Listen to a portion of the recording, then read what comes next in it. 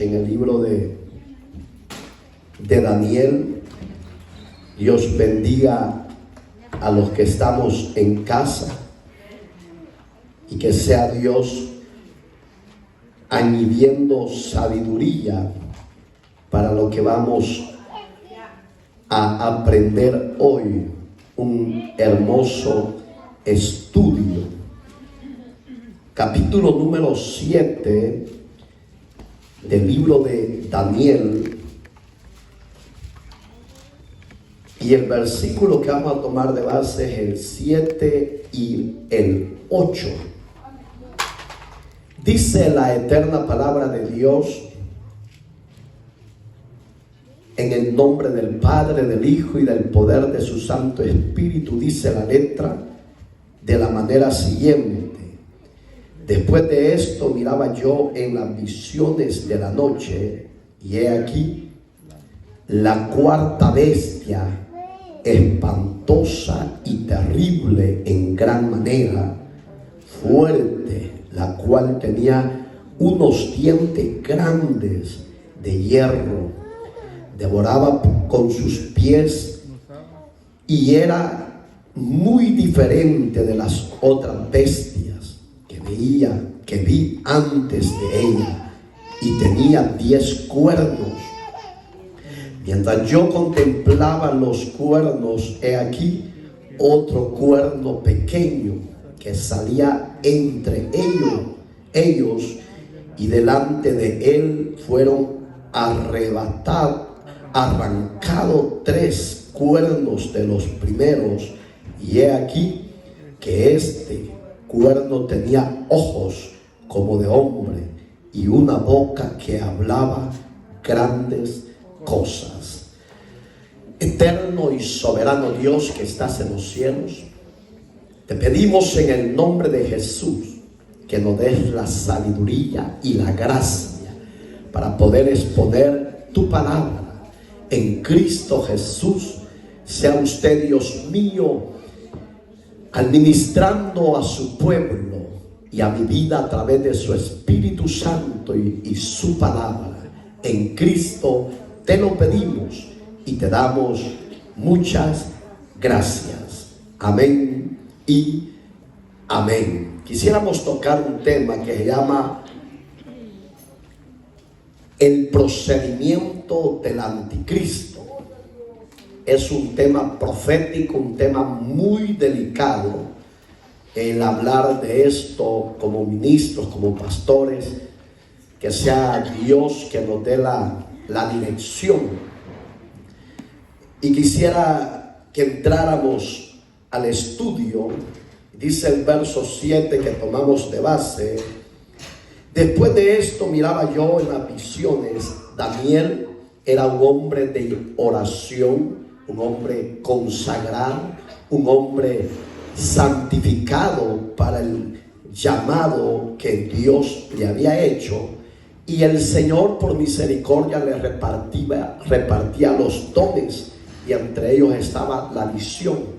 Estaba orando, intercediendo de noche, cuando de repente vio una cuarta bestia. Nos vamos a parar un poco ahí para hablar de qué está hablando de la cuarta bestia. Usted y yo conocemos la Iglesia Universal. Esta cuarta bestia no se está refiriendo literalmente a un animal de 4 patas, no, se está refiriendo literalmente que es la iglesia tradicional católica apostólica romana. Usted y yo conocemos la historia, conocemos el potencial que ella tuvo en la época de los emperadores, los césares, etcétera. Ella empezó a conquistar, ella empezó a reinar, ella empezó a poner sus reinados en cada continente o nación que tomaban en poder de aquella nación. Y oiga que dice: y espantosa y terrible. ¿Por qué habla así? Si usted conoce la historia, la mayoría del ejército romano era terrible. Violaba, mataba, y le tenían miedo. Era un espanto porque tenían un ejército poderosísimo. Hoy, en la actualidad, su reinado ya no es con armas ni con ejército físico, sino que es con el sistema religioso que ellos han tomado el control. Pero la Biblia dice que va a volver a resurgir, va a volver a tomar auge, va a volver a tomar el poderío que tuvo en épocas pasadas a través del anticristo, su procedimiento y cómo este personaje, cómo es que va a empezar a trabajar en gran manera en todo el mundo. Oiga, terrible en gran manera, y era fuerte. ¿Quién como esa religión? No hay otra religión, hermano. El evangelio es fuerte por la misericordia de Dios, pero en el sentido de tomar terreno a nivel mundial es la cuarta bestia. Amén, hermano.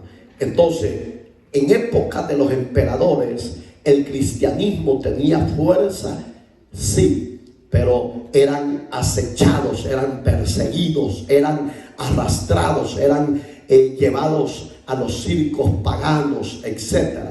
Me estoy adelantando porque lo vamos a dar bien detallado para que usted entienda de lo que estamos hablando rápidamente. Y oiga que dice, la cual tenía dientes.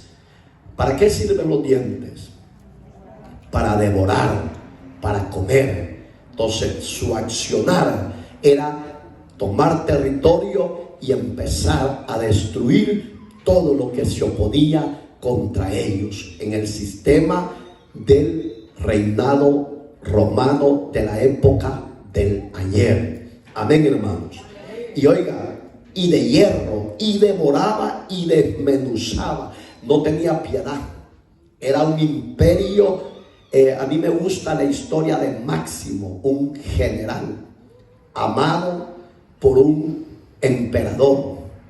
Este César lo amaba tanto este general Máximo porque era más fiel que su hijo. Él tenía un único hijo y una única hija. En esa época los hijos podían vivir o tomar como mujer a sus hermanas para poder procrear un hijo, porque era el sucesor de él. Cuando él muriese iba a ser el rey. Entonces Máximo era aguerrido, era guerrero, era implacable, las naciones germanas le temblaban, porque mire qué terrible era el poderío del imperio romano, que hasta llegó a Roma a gobernar Alemania, que hoy es hoy en día. En esa época eran los germanos. Entonces cuando él derrota a los bárbaros, el emperador ya era un anciano. Él lo amaba como más que a su propio hijo. ¿Por qué? Por la jerarquía, el valor y el sistema de gobernar, que a nadie le hacía a un lado. Todos se veían a la par. Cuando él conquista Germania, ahí es donde él lo quiere proclamar y levantar rey.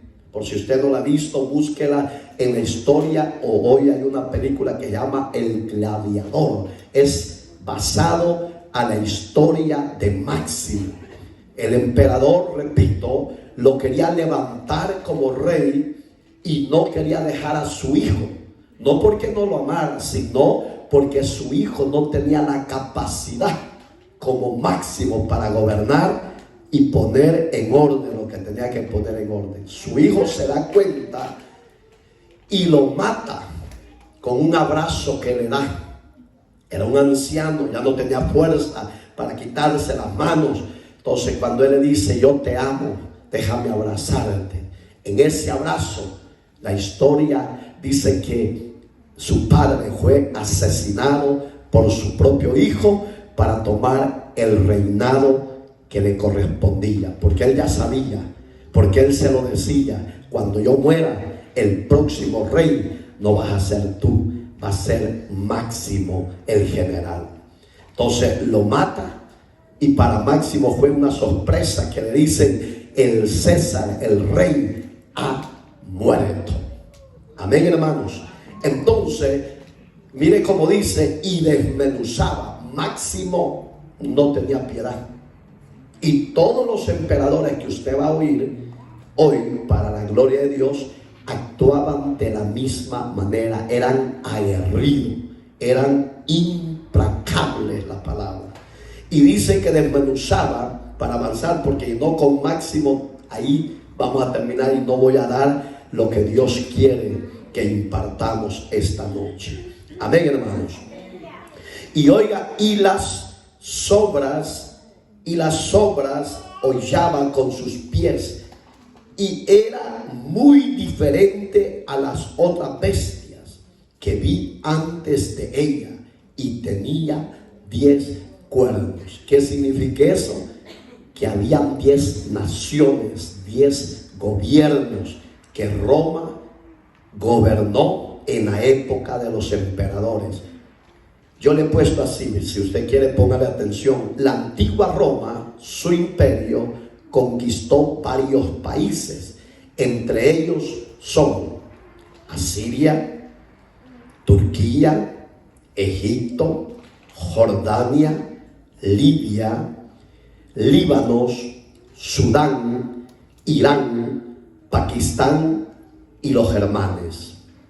Entre estas naciones, geográficamente, hoy ya son libres, pero cuando el anticristo tome de nuevo el control, la posición del liderazgo mundial, se cree que de estos países va a surgir el anticristo en la época que la iglesia sea arrebatada. Amén, hermanos. En otras palabras, si usted se llegara a quedar porque usted no recibió a Cristo como Señor y Salvador, usted, sus ojos y sus oídos van a ver y oír el anticristo, de dónde surgirá. Hoy lo vamos a ver con la palabra, claro. La palabra nos da nociones, nos da pista de dónde puede surgir. Muchos piensan que es de este lado del mundo. No, va a ser de las tierras que el imperio romano, la antigua Roma, conquistó a través de los emperadores y los césares. Amén, hermano. Fíjese, los emperadores romanos, que muchos pensaban que eran el anticristo. Acuérdense que la palabra anticristo es porque su accionar es destructivo, es diabólico, es sin piedad. Muchos decían: oh, este emperador es anticristo, este es el anticristo. Entonces, yo le traigo a la memoria los más fuertes que fueron sin misericordia. Un ejemplo: Nerón. Nerón en su reinado mandó a quemar la ciudad de Roma, y cuando él da la orden que la quemen a la ciudad de Roma, él empezó a acusar a los cristianos. También está en la historia y está en una película que se llama Nerón. Si usted la quiere ver, póngale atención. Ahí le trae fechas y años, y todo eso es verífico. Amén, hermano. Mandó a quemar la ciudad de Roma y empezó a acusar a los cristianos para que los demás empezaran a perseguirlos, a odiarlos. Y él, la historia dice que estaba tocando un arpa porque a él le gustaba la música.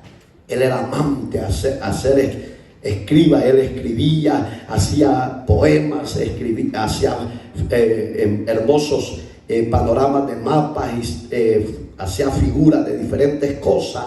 Y cuando él empezó a darle la noticia a un soldado que Roma estaba siendo incendiada, él dijo: los cristianos han sido. ¿Para qué lo hizo? Él empezó a tocar el arpa y empezó a ordenar que fueran a arrastrar a las mujeres y las metieran al circo, al coliseo, para que las fieras del campo, leones, tigres, panteras, etcétera, las empezaran a devorar. Cuando la gente vio la acción de Nerón, lo primero que dijeron los cristianos: este es el anticristo que habla la Biblia. Pero no era el anticristo, era figura, era una silueta, digamos, pero no era el anticristo. Amén, hermanos. Entonces, ¿por qué se creía que Nerón era el anticristo? La palabra anticristo es de aquel líder que odia a los judíos. Se le llaman antisemita. Cuando usted vea a alguien que odia a un judío, a un israelita, etcétera, se le llama antimesita. No sé si los ha oído en las noticias seculares, cuando queman un ejemplo, un altar judío, un musulmán, se le llaman antisemita. Son gente que odian al pueblo que Dios eligió. Y muchos pueden decir: ese es un anticristo. No, el verdadero anticristo, repito, surgirá cuando los lavados en la sangre de Cristo, la iglesia, usted y yo, seamos transformados en un abrir y cerrar de ojos. Cuando los muertos en Cristo resuciten y usted y yo, si vivimos en santidad, esperando al Mesías prometido, y nuestro cuerpo sea transformado en gloria, ahí empieza el reinado del anticristo. ¿Y a dónde va a ser? Ya lo vamos a ver. Mire Miqueas, váyase conmigo a Miqueas, por favor. Acuérdense que vamos a estudiar con la ayuda de Dios. El que me lo haya primero me lo lee, por favor. Miqueas, capítulo número 3, versos del 2 al 5. Léemelo duro, por favor. Del 2 al 5. Capítulo 3, versículo 2 al 5. Léemelo, por favor. La palabra de Dios en nombre del Padre y del Espíritu Santo dice: vosotros que aborrecéis lo bueno y amáis lo malo, que les quitáis su piel y su carne de sobre los huesos, que coméis asimismo la carne de mi pueblo, y les desolláis su piel de sobre ellos, y les quebrantáis los huesos y los rompéis, como para el caldero y como carnes en olla. Entonces clamaréis a Jehová y no os responderé. Antes esconderá de vosotros su rostro en aquel tiempo, por cuanto hicisteis malvadas obras. Así ha dicho Jehová acerca de los profetas que hacen errar a mi pueblo, claman paz cuando tienen algo que comer, y al que no les da de comer, proclaman guerra contra él. Gracias. Oigan, lo voy a leer para que usted ponga atención. Vosotros que aborrecéis lo bueno y amáis lo malo. La gente, háblele del evangelio o háblele de Cristo, que no quieren saber nada. ¿Ok? Pero en aquel día sí lo van a desear, pero ya va a ser tarde. Esta era una profecía que Dios le había dado a Miqueas, refiriéndose en los tiempos difíciles del verdadero anticristo. Repito, se han levantado anticristos, pero son siluetas, son pasajeros. Entonces ahí le estaba diciendo: póngale atención, amáis lo malo, que le quitáis su pie y su carne de sobre los huesos, que coméis asimismo la carne de mi pueblo. Cuando el verdadero anticristo se levante, los primeros 3 años y medio va a ser una chulada, hermano. Todo el mundo lo va a amar, todo el mundo lo va a adorar, todo el mundo lo va a apreciar, porque se van a acabar las deudas. El que no tiene casa, él le va a dar, si es posible, residencia. El que tiene abundancia de necesidad de comer, él le va a mandar, él va a traer una tranquila paz en todas las áreas. Él va a suplir. Pero oiga, le voy a poner otro ejemplo. No sé si se acuerda de Adolfo Hitler, de la Segunda Guerra Mundial. En 1943 empezó él a levantarse como líder.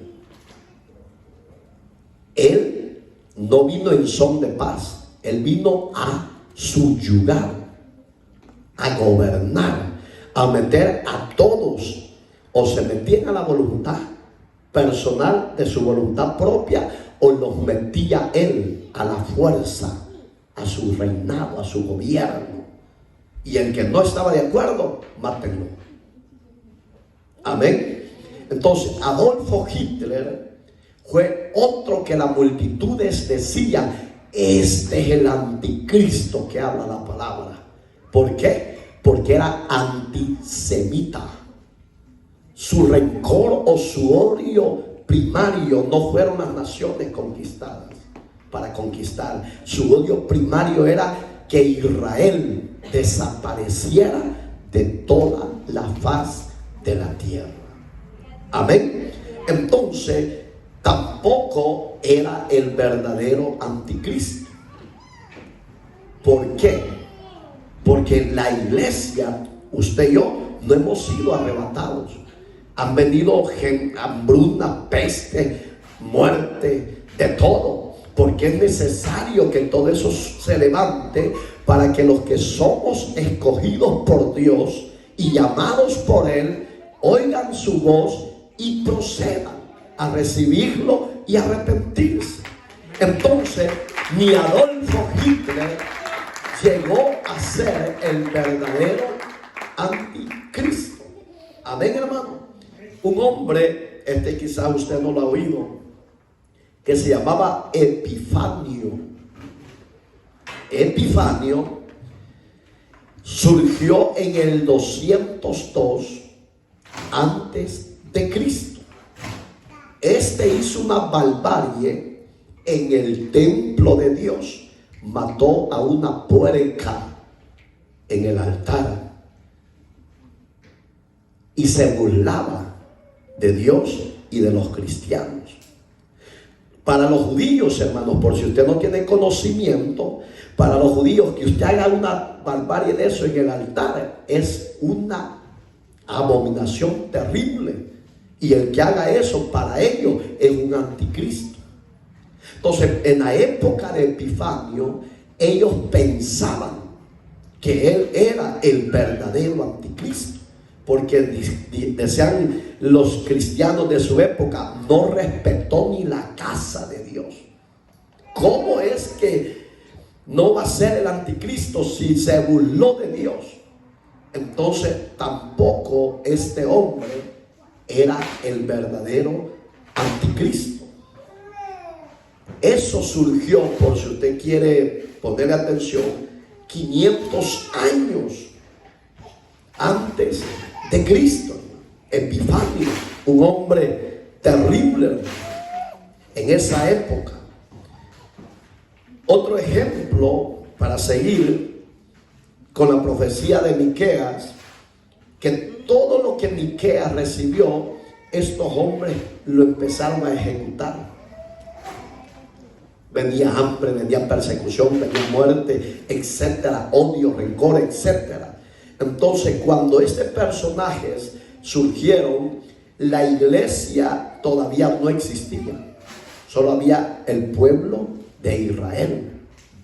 Entonces, Dios en su misericordia empezó a hablar. Mire conmigo el verso, no se mueva de Miqueas porque estamos ahí, verso 3.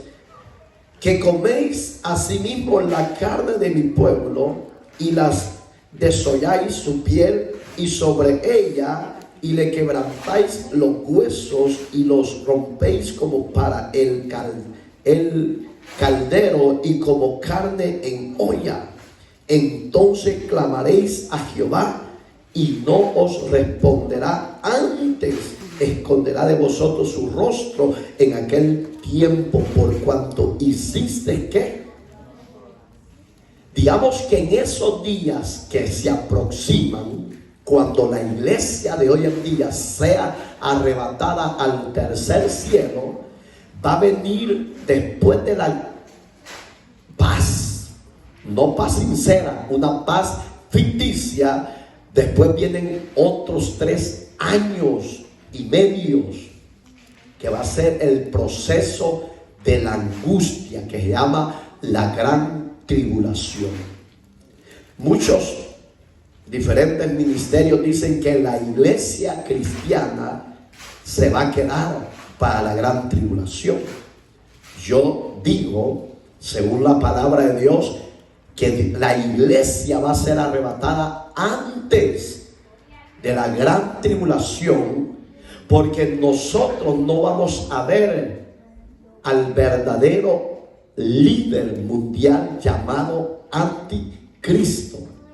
Por eso dice anti, significa que va a venir antes de que Jesús, así va, o va a venir después. Después que la iglesia sea arrebatada. Y ellos por eso es que se agarran, porque es anticristo, como diciendo, él va a venir después que la iglesia sea quedada en la tribulación. Dicen mucho, pero la iglesia va a ser antes llevada al cielo. Y fíjense, dice el verso 5, porque la finalización del verso 4 dice que ellos, en la angustia de todo lo que se está dando, van a invocar a Dios y Dios no les va a oír, porque el pecado, la maldad fue grande y se multiplicó. Amén, hermanos. Entonces dice el 5: así ha dicho Jehová acerca de los profetas que hacen errar a mi pueblo y claman paz cuando tienen algo de comer. ¿De qué está hablando? De la apostasía que hoy estamos viendo, hermano. Mire qué tremendo la cobertura de Dios sobre Miqueas. Hoy eso ya no es mentira, hermano. Eso es notorio a nivel mundial, de los falsos profetas que dicen paz, y cuando paz no hay. Cuando dicen te va a ir bien, cuando no ha ordenado su vida delante de Dios. Entonces digamos que Dios tiene un juicio reservado para los falsos profetas. Sí, señores, porque Dios aborrece la falsedad y aborrece los que dicen ser profetas de Dios y no enseñan la verdad ni corrigen el pecado del pueblo. Oiga como dice, que hacen errar a mi pueblo. ¿Qué es errar? Lo apartan de la verdad y van tras caminos torcidos y equivocados. Y dice, y claman paz cuando tienen algo que comer, y al que no le da de comer, proclaman guerra contra él. Yo he oído los que dicen llamarse profetas, que si usted no le hace lo que ellos dicen, te va a ir mal, una maldición te viene, porque no quisiste obedecer a lo que el Señor te ha dicho. No. Cuando un profeta actúa así, es porque Dios no está con él. Amén, hermanos. Amén. Fíjense, vean lo que dice Zacarías para ir avanzando. Zacarías capítulo 10, Zacarías está adelantito, capítulo 10, verso 10 al 12. Si usted me lo puede leer, por favor, o lo leo yo de un solo para avanzar.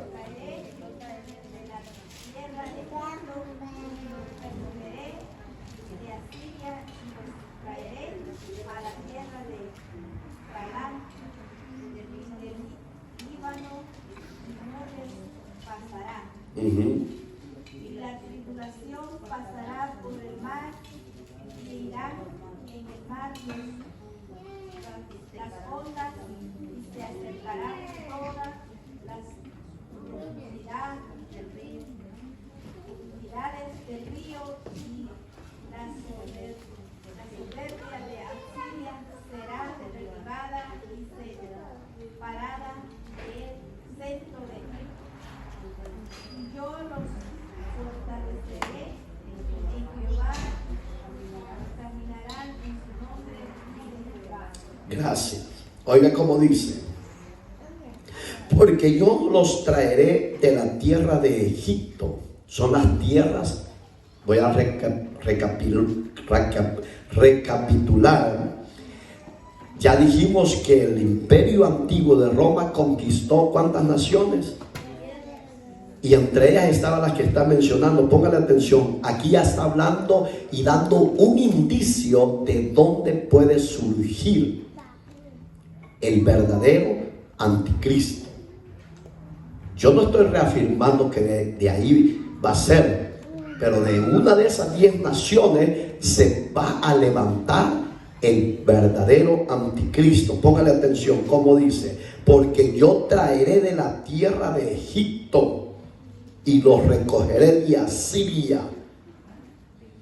El líder llamado anticristo puede ser de Asiria. Póngale atención, oiga: y los traeré a la tierra de Galaad y del Líbano, y no les bastará, y la tribulación pasará por el mar y herirá en el mar las ondas. ¿Qué significa?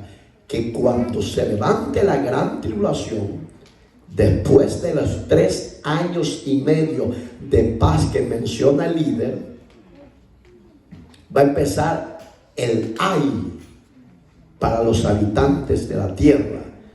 Aquí no está hablando de un mar físico ni de onda física, sino, póngale, por favor, pídale sabiduría a Dios y oiga: y la tribulación pasará por el mar. Acuérdense que el mar significa las multitudes de las naciones, de los habitantes, pueblos, tribus y lenguas, y herirá, dice, en el mar las ondas, y se secarán todas las profundidades del río, y la soberbia, ¿qué dice?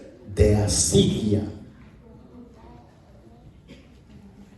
No sé si entiende. ¿Por qué le vuelve a mencionar y la soberbia de Asiria? ¿No está entendiendo o sí está entendiendo por qué?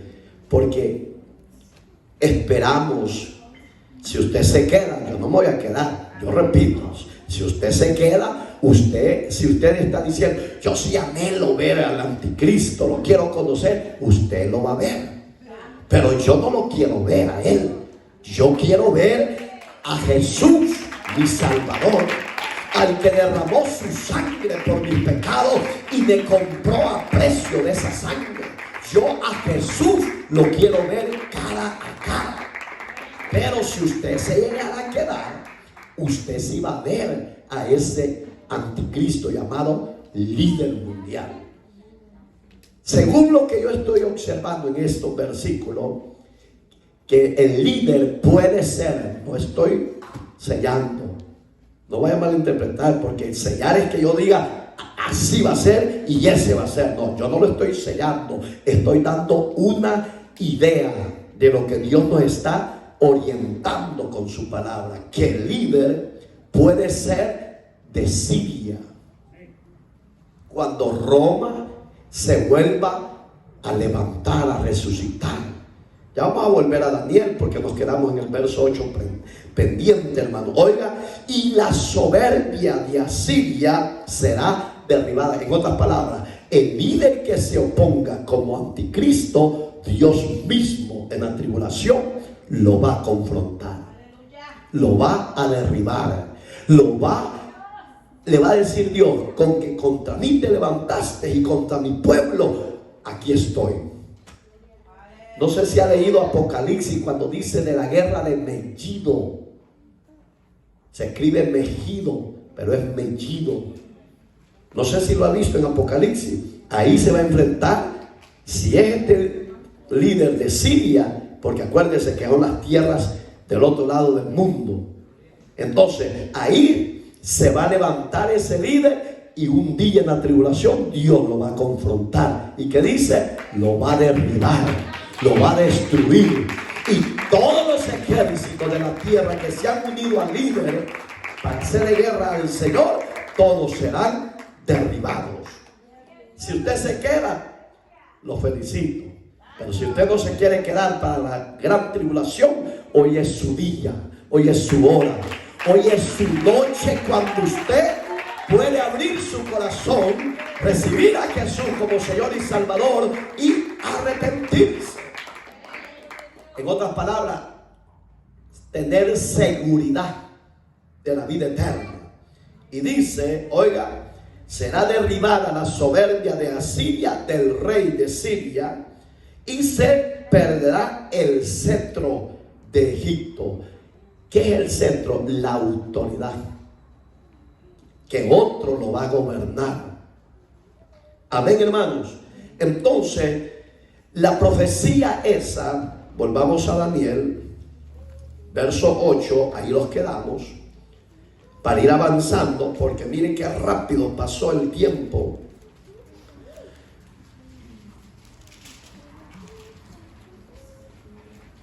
Y tenía 10 cuernos. Ya le dije que son 10 naciones que han sido ya gobernadas. Mientras yo contemplaba, verso 8, los cuernos, he aquí otro cuerno pequeño salió de entre ellos, y delante de él fueron arrancados 3 ¿qué? En otras palabras, pongamos atención, de los 10 surge uno, un pequeño cuernecito, no era grande, era quizás así, porque los cuernos son grandes, pero le salió un chiquito. Estaba Dios hablando de una profecía que es el resurgimiento de nuevo del Imperio Romano. Y dice que en esa época a las 10 naciones que había gobernado van a ser 3 las que le van a revelar, y las que le van a decir, ¿sabes qué? Nosotros no aceptamos ese gobierno, no aceptamos ese líder, no lo aceptamos por esto y esto. Pero ¿qué dice la Biblia? Que van a hacer, oiga, póngale atención, oiga cómo dice, y 3 cuernos de los primeros, y he aquí que este cuerno tenía ojos, pero las 3 fueron destruidas, fueron destituidas. El líder mundial los mató a los 3 que se opusieron. Solo van a quedar ¿cuántas? 7 naciones. Entre el 10, sí, pongámoslo. Si usted sabe, toda Europa no hay frontera para ellos. Si usted vive allá, usted puede ir a cualquier país de Europa con un solo pasaporte, un solo sistema, una sola moneda, un solo entendimiento, una sola habla, que hablen diferentes idiomas. Pero si usted vive ahí, usted no presenta su pasaporte, usted tiene puerta libre. Pero cuando se levante este líder mundial, ahí se van a oponer 3, y ahí es donde dice el anticristo, mátenlos, porque estos no quieren sujetarse a mí. Gracias a Dios. Fíjense, sigamos. ¿A dónde empezó la profecía para que todo esto vaya tomando fuerza? ¿Se acuerda de las tribus de Israel? De un hombre llamado Jacob. ¿Cuántos hijos tuvo?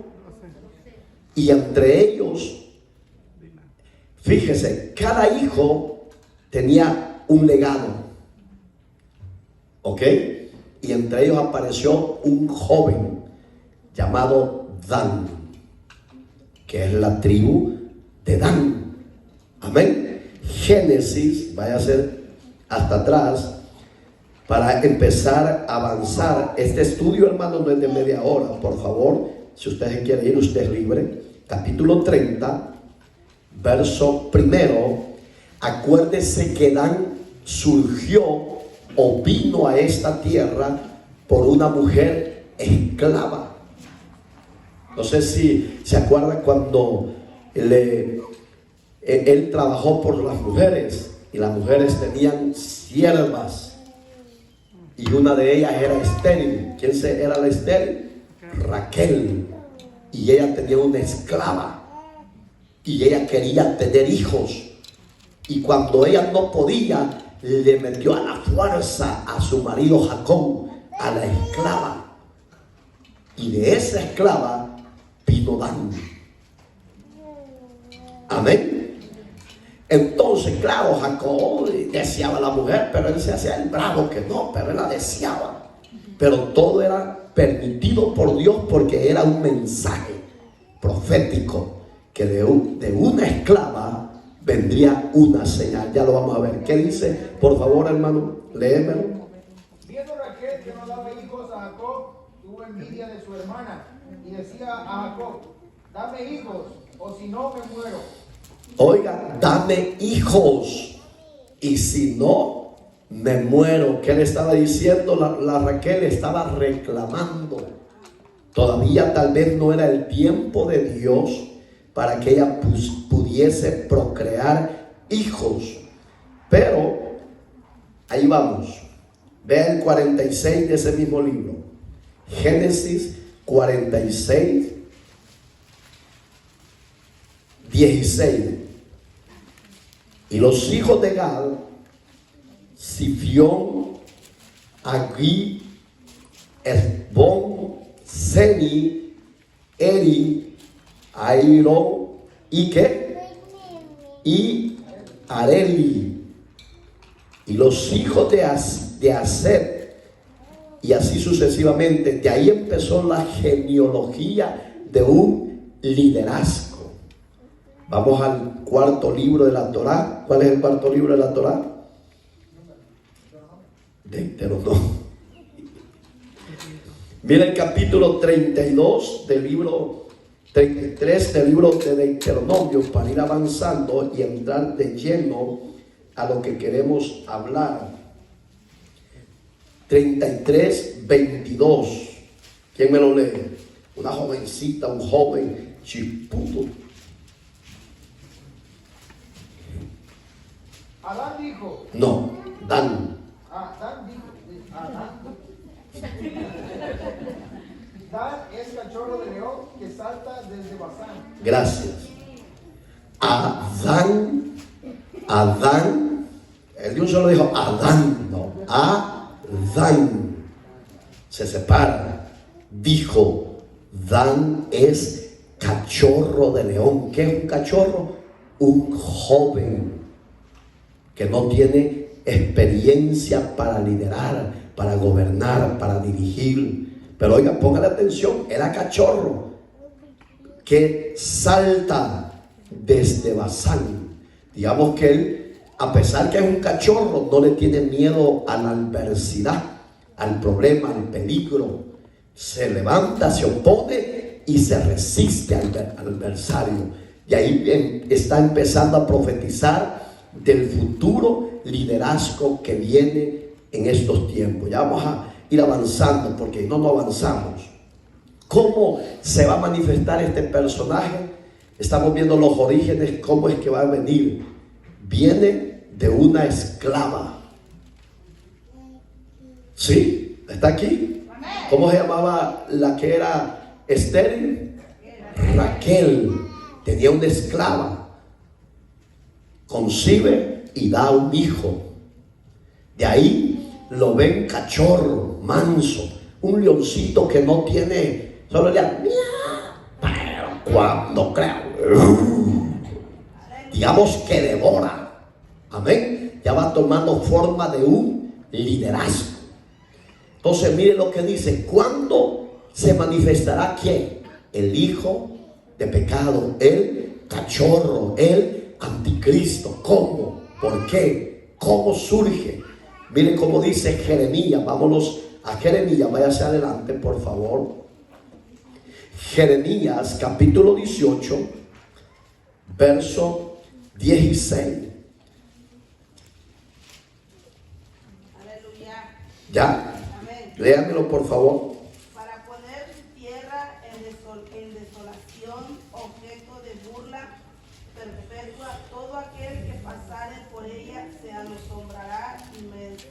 y manejará la cabeza. Gracias. Para poner su tierra en desolación,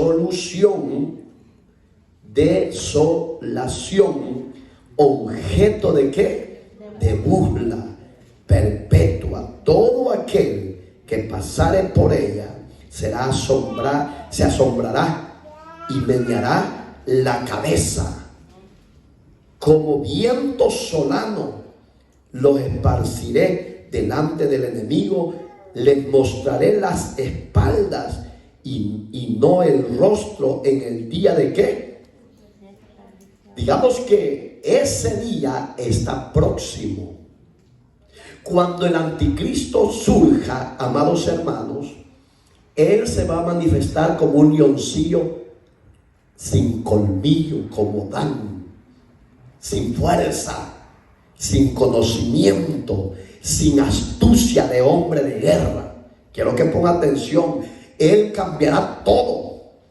Un solo sistema, una sola moneda. Alguien que se le oponga lo va a cortar, lo va a eliminar. Hoy tenemos, gracias a Dios, la libertad porque estamos en el periodo de la gracia. Hoy usted puede predicar, usted puede andar desnudo, usted puede andar como sea y nadie le va a decir nada. Pero cuando empiece, oiga qué le va a pasar a este personaje para poner su tierra en desolación. Digamos que cuando ya él tome el control total del mundo entero, él ya no va a aparecer como el leoncillo.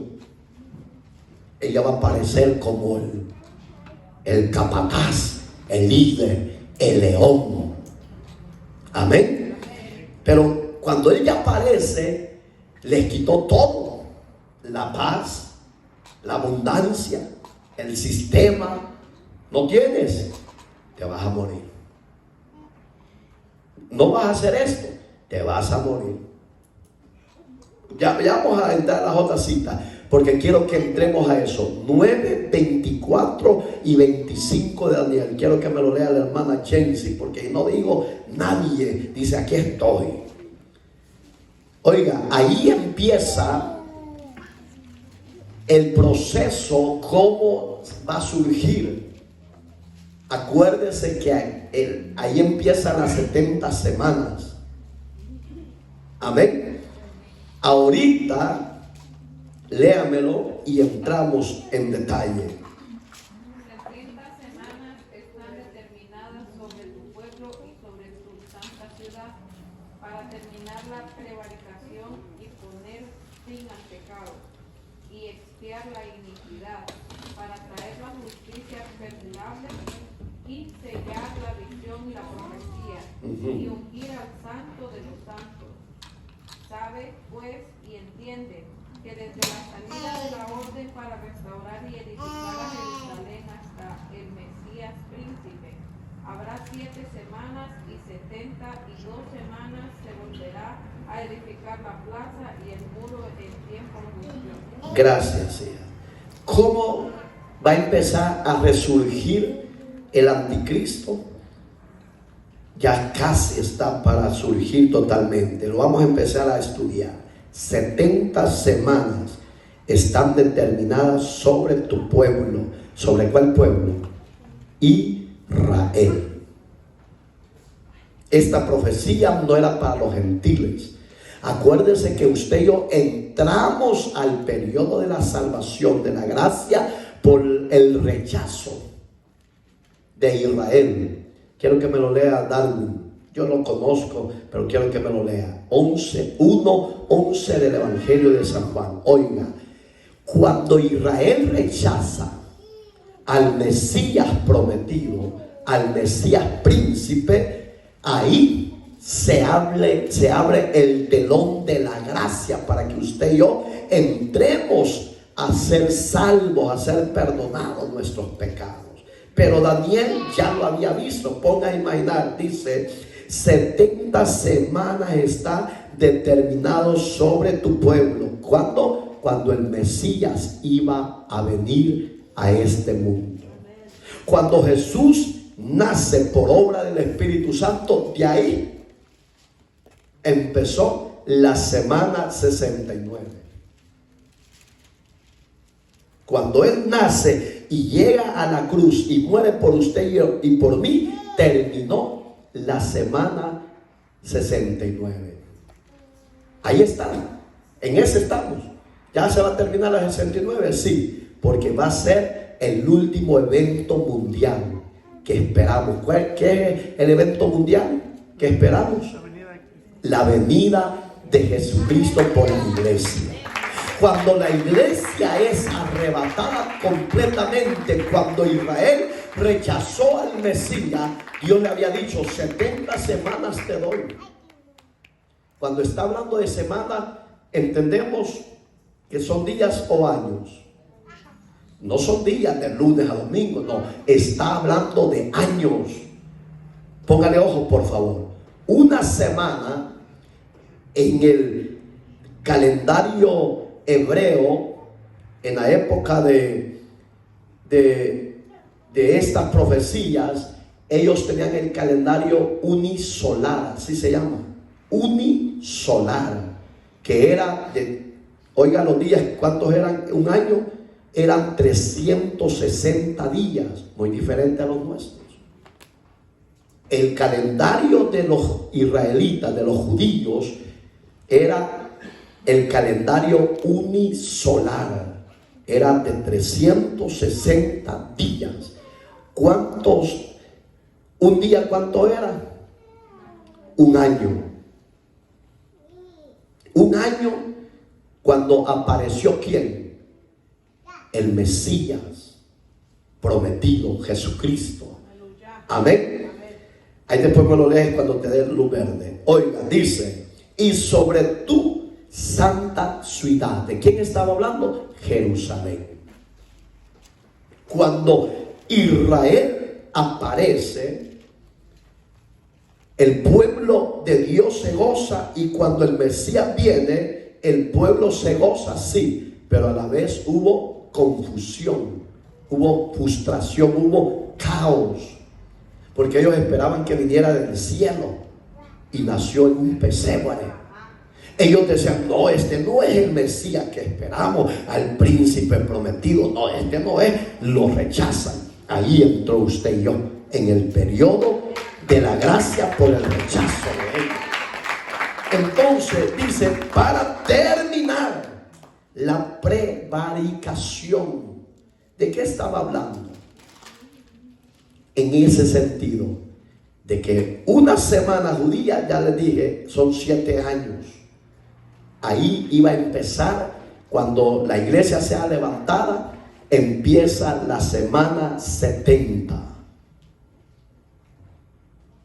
Ahorita estamos en la 69. Estamos en ese predicar, en ese anunciar, en ese proclamar, en ese decir: arrepiéntase que Cristo viene pronto, Él murió por usted. Cuando todo eso se acabe y el Padre ordene a su Hijo que venga por usted y por mí, y desde ese instante entra el periodo del anticristo. Desde ahí, cuando la iglesia es tomada de la tierra, desde ese instante empieza el reinado del anticristo. Ahí empieza la semana 70. ¿Tribulación o paz? Al principio va a ser paz. Acuérdense cómo llegó Adán: como un leoncillo, un cachorrito manso, pasivo, que se dejaba jugar. ¿Me entiende? Usted con un cachorrito que lo tiene bien dominado, usted juega con él. Pero cuando ya ese cachorrito saca colmillo, usted ya le tiene miedo.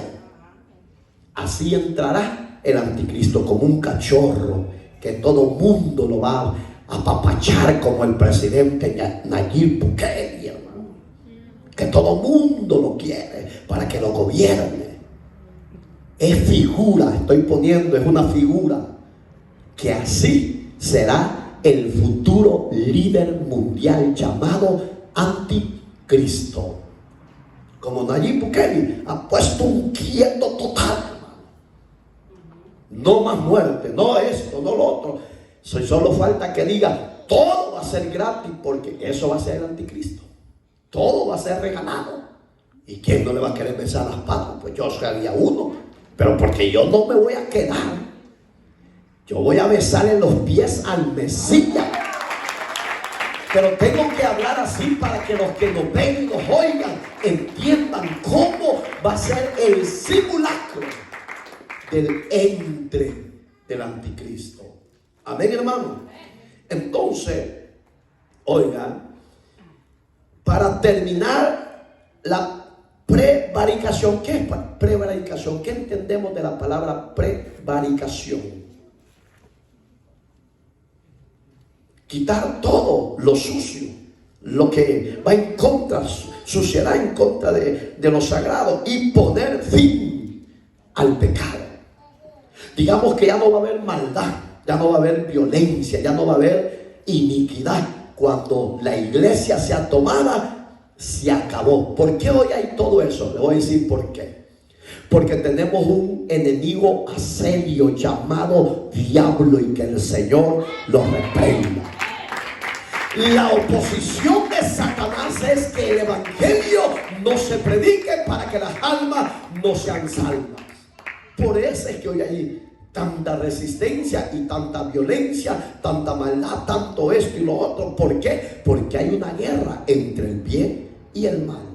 Pero cuando la iglesia sea arrebatada, ya no va a haber resistencia, porque el evangelio ya fue quitado. Solo va a ser un solo líder, un solo Señor que va a querer adoración, alabanza, etcétera. Y todas las naciones, repito, lo van a hacer porque han visto las maravillas, las obras, los beneficios. ¿Quién no le gusta que le den un carro? ¿Quién no le gusta que le den una casa y le den todo? Vean, dile cuál crees aquel. Llévatelo. Yo te lo. Sí, aunque usted no lo crea, así va a ser. Para gobernar totalmente a las naciones. Pero cuando ya dentro del periodo que llegó la semana y media, que son 3 años y medio, la 69 y la mitad, ahí entre el otro periodo, que es la gran tribulación. Ahí se los llevó el tigre, hermano. Ahí ya va a ser Dan, ya no el mancho cachorro, sino va a ser el Dan con colmillo para devorar y desmenuzar, dice la Biblia. ¿Ya lo vimos o no? No, esas citas métasela. Y esto no es para ponerle miedo a usted, no. Usted es libre para vivir como usted quiera. Si usted se quiere quedar para los juicios finales y la gran tribulación, usted es libre. Pero si usted quiere escapar de eso, venga hoy a los pies de Jesús. Esa es la solución a sus problemas a futuro. Y dice, para ponerle fin al pecado. Así dice, ¿va? Para ponerle fin al pecado y expiar, oiga, y quitar toda iniquidad. Eso se va a quitar. Y sellar, para traer la justicia perdurable, y sellar la visión y la profecía. Ungir al santo de los santos. ¿Qué va a hacer? ¿Quién es el santo? Es Jesús, Jesucristo, el Hijo de Dios. A él lo va a ungir el Padre para poner la justicia. Cuando él ya sea, fíjense que es terrible, cuando el anticristo ya esté para llegar a los otros 3 años y medio de tribulación, ahí donde Dios lo va a enfrentar. Y va a empezar el reinado milenial para la gloria de Dios Padre. ¿Quiénes estarán en el reinado milenial? La iglesia. Muchos dicen que no. La Biblia a mí me enseña que sí. Entonces, en el reinado milenial no existirá pecado, inmundicia, no existirá maldad, no existirá nada de eso, sino solo reinará la paz y el amor de Dios en los que estén en ese momento con el Señor, el Santo de los Santos.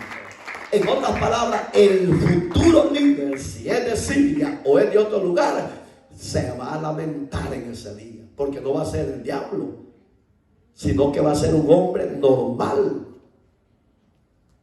con actitudes diabólicas, sí, con forma de tigre, sí, con forma de león, sí, pero va a ser un hombre normal para enfrentarse al juicio de Dios.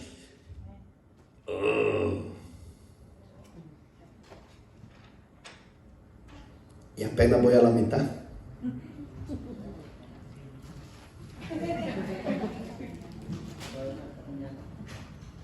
Sí, que así lo vamos a hacer. Dice, la señal se dará cuando el Señor se manifieste en gloria. ¿Cuándo se va a surgir todo este cambio radical con el líder? Cuando el Rey Jesucristo, el Santo de los santos, se manifieste, hermano. Ahí está la gran pregunta: ¿te quedas o te vas antes de la tribulación? Cuando Cristo venga en gloria, ¿a qué va a venir? A arrebatar a su iglesia. Ahí el mundo entrará en caos o en tribulación. Pregunto, ¿en caos o en tribulación? En gloria de paz, hermano. Tengo que estarles recordando porque ustedes lo olvidan. ¿Cuánto es una semana? 7 años. Un año de...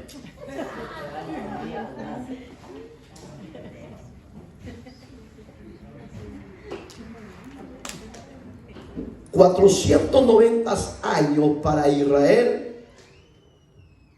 significa que se han cumplido 7 años, hermano, que son 490 años. En semanas, ¿son cuántas semanas? Vamos a ver, multipliquen para ir terminando.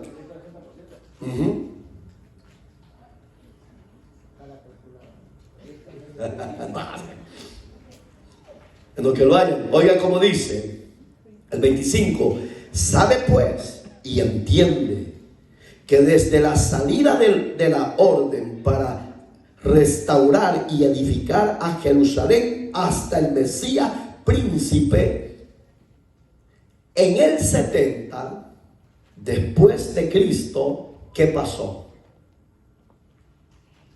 La destrucción del templo que el rey Herodes había edificado. El primer templo, acuérdese que lo construyó ¿quién? Salomón. Fue destruido en la época del rey Antajerjes. Póngale atención. Antajerjes, ¿quién era? Era el rey de Siria. Por eso es que la palabra nos da indicio que puede ser el anticristo un sirio.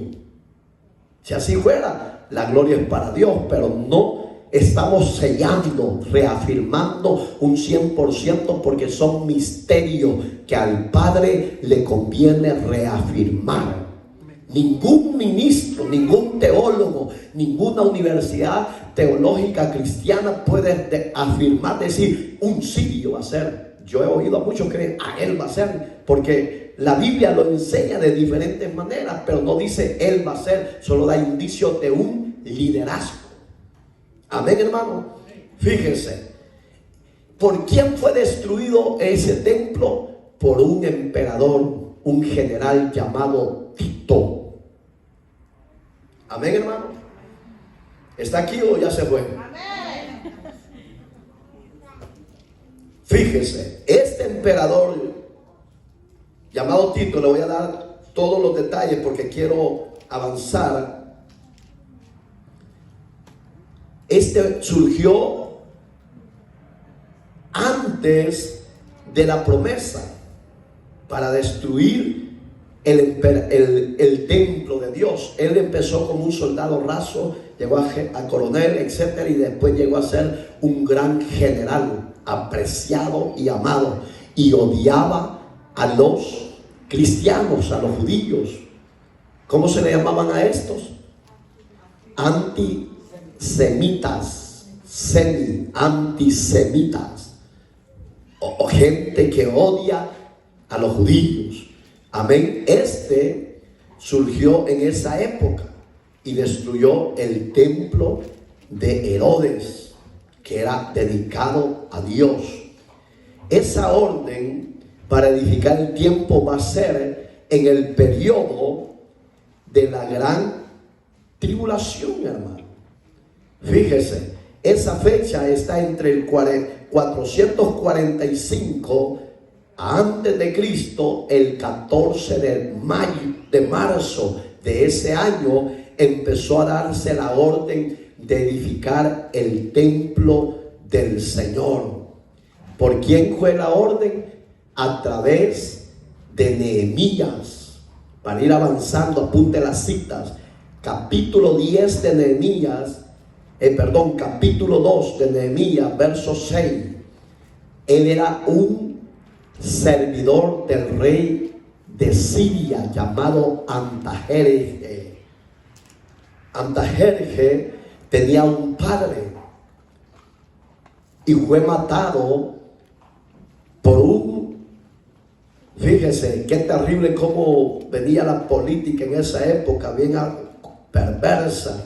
Fue matado por un hombre, un general de una corte, por este personaje, y su hijo Antajerje solo era un joven de 20 años de edad cuando empezó a gobernar esa gran ciudad, ese gran imperio. Su madre era una reina.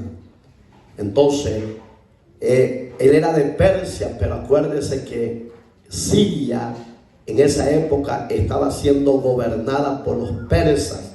Antajerje era el segundo hijo. Sordiano era su padre.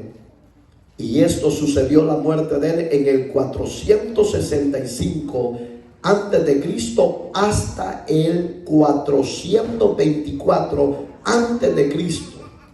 Ya le dije que era un joven, que era un joven, un leoncillo que no tiene experiencia.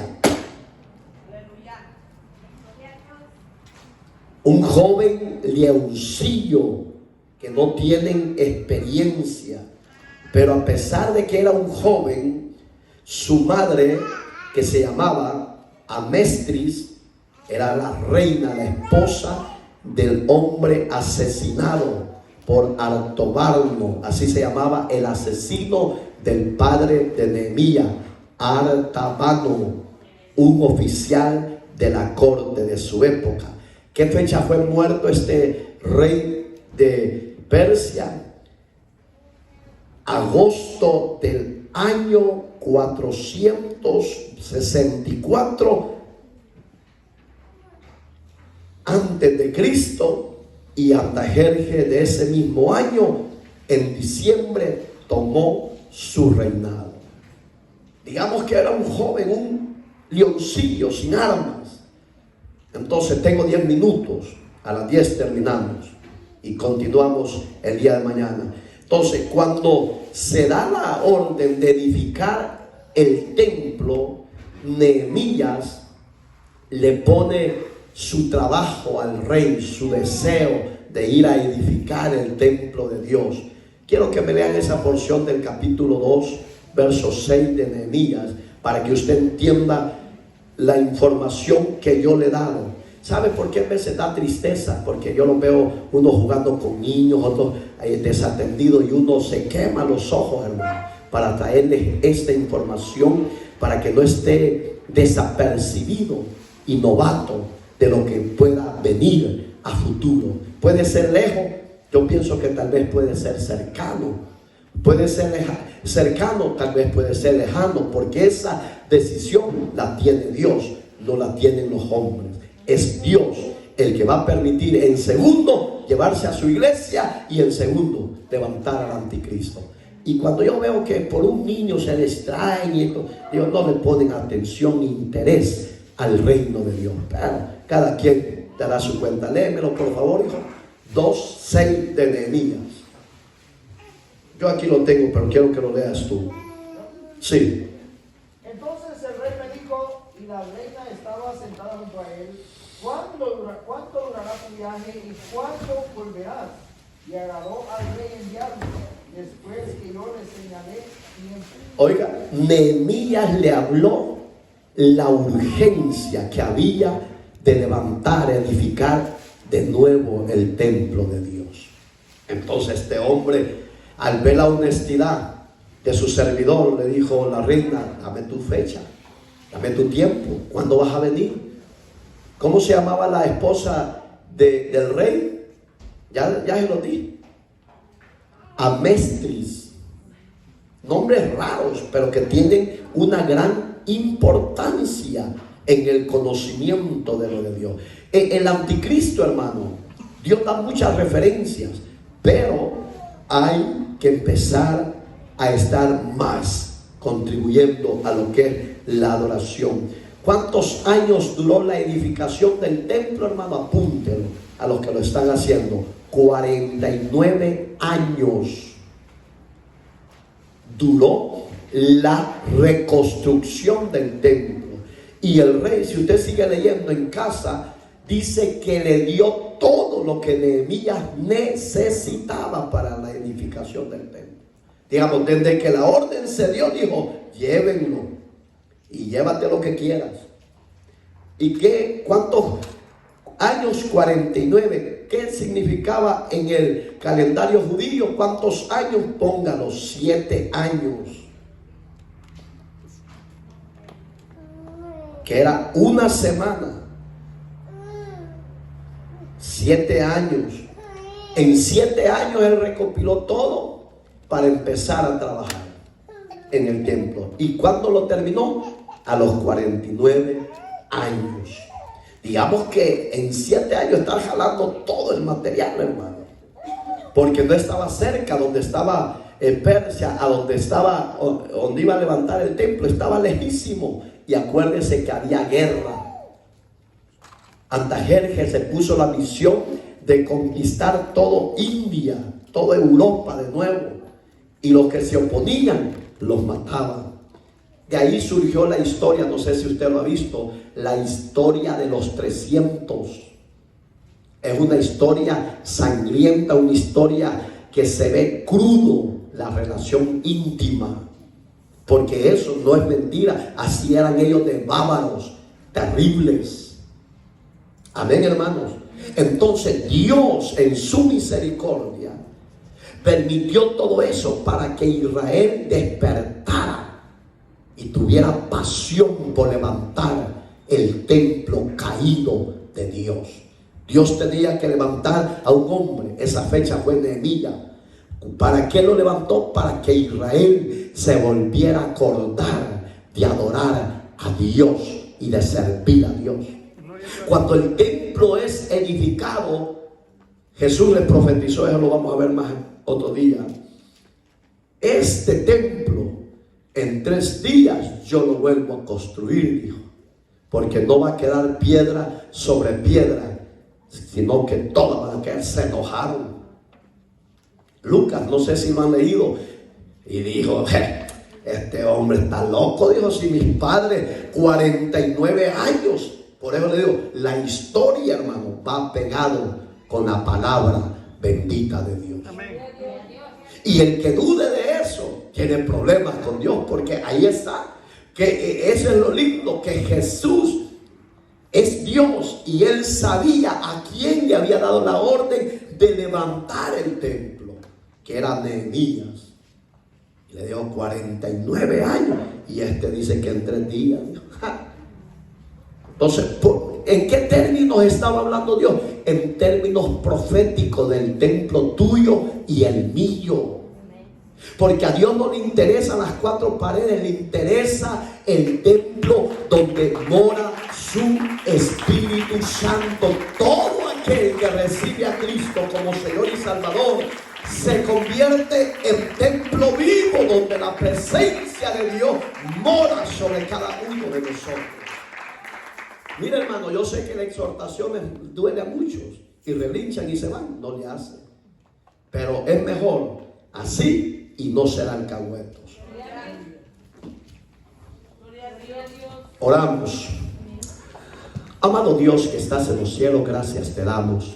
Te pedimos en el dulce y maravilloso nombre de Jesús que este corto y breve consejo del estudio de tu palabra nos sirva para despertar en cada uno de nosotros, varones y hembras, el anhelo, el deseo de ser instruidos, enseñados y conocer los planes a futuros que vienen para la sociedad y para la iglesia que tú has comprado a precio de sangre. Te pedimos en el nombre precioso de Jesucristo que nos prepares, nos limpies y nos des sabiduría. En Cristo Jesús te damos gracias. Amén y amén.